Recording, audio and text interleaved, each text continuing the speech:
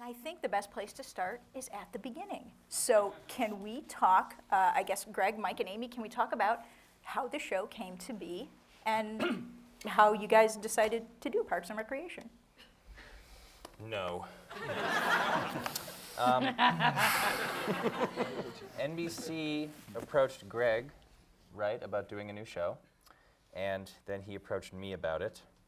There was a lot of approaching early on. It's mostly about approaching. It's like how cats will stalk something and then freeze when they are looked at. Okay.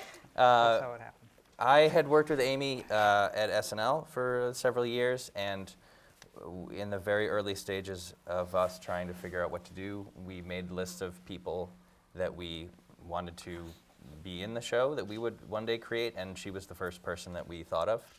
So we called her and said, "We have no ideas.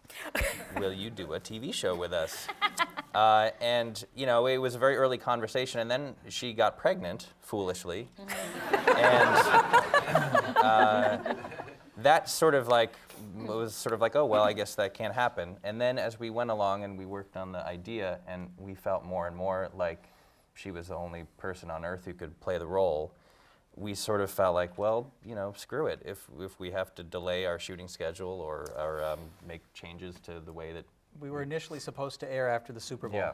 NBC had the Super Bowl, and we gave that up. we gave that up to get Amy Poehler, and it's a decision that we would make. That's always the choice. It's either me or the Super Bowl. In my house and in my career.